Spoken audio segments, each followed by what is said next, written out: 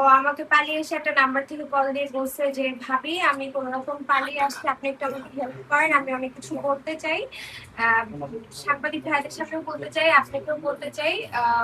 আপনারা আজকে ওর মুখ থেকেই কিছু শুনেন, তারপর আপনি ওকে আপনারা কোশ্চেন করেন। আচ্ছা কি হয়েছে, ঘটনা কি বলো তো? আমি অনেকে উনি আমাকে নিয়ে আসছে, ওনার আমাকে নিয়ে আসছে মাজার থেকে। ছোটবেলা আম্মু মারা গেছে, দাদির কাছে বড় হয়েছি, দাদি মারা যাওয়ার পর আমার একটা সিরিয়াস করছে, আমার অনেক চালাইছে, আমি এগুলো সহ্য করতে পারি না।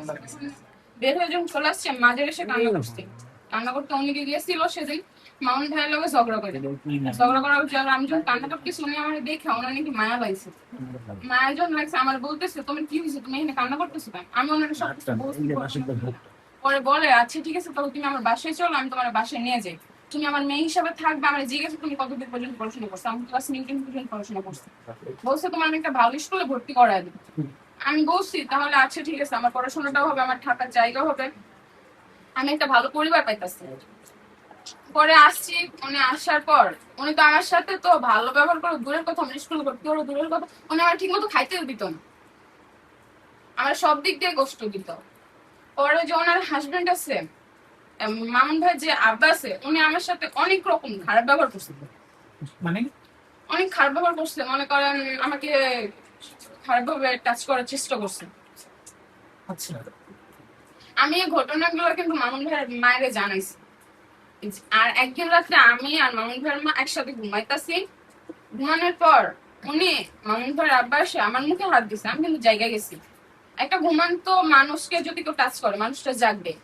আমি জায়গায় যাওয়ার পর আমি কিন্তু মা বলে ডাক দিচ্ছি, মামুন ভাইয়ের মাকে মা বলে ডাক দিচ্ছি। উনি সজাগ ছিল, তারপর কোনো উত্তর দেয়নি। পরে আমি যখন জোরে একটা চিৎকার দিছি, মামুন ভাই বলে যখন জোরে একটা চিৎকার দিছি তখন উনি আমাকে ছাড়ছে। পরে আরেকদিন ওনারা গেছিল যমুনাতে বাসার অ্যাডভান্স দিতেন, সেদিনও উনি আমার সাথে খারাপ ব্যবহার করছেন। পাশের বাসার সামনেকার বাসার একজন আসা পরে বলতেছে এখান থেকে আমি জোরে চিৎকার মারছি, চিৎকারের শব্দ পাওয়া যায়, কয় কিছু না, এখানে কিছুই হয় না। তারপরে ওনারা আমাকে বিভিন্ন ভাবে, আমি যদি বলছি যে আমি এগুলো বলবো, ওনাকে যদি বলছি যে আমি এগুলো কিন্তু মিডিয়াতে বলবো, উনি আমার মেরে ফেলার হুমকি দিচ্ছে। মামুন ভাইয়ের বাপে যে আমার মেরে ফেলবে, তুমি যদি এগুলো বলো তাহলে তোমার মেরে ফেলবে। শুধু কি ব্যাড টাইমস নাকি আর অনেক কিছু আছে? আমার জোর করে চেষ্টা করছে। কি জোর করার চেষ্টা করেছে আপনাকে? একটু বিস্তারিত মানে আপনাকে কি রেপ করার চেষ্টা করছে সেটা আপনি বলেন। এটা পুরোটা বলেন, মামুনের বাবা না কি করছে সে নাম ধরে বলেন। একটু যদি বলেন যে আপনার নাম কি, আপনার বয়স কত, একটু বলেন। আমার নাম মোহাম্মদ সঙ্গীতা খাতুন, আমার বয়স 16।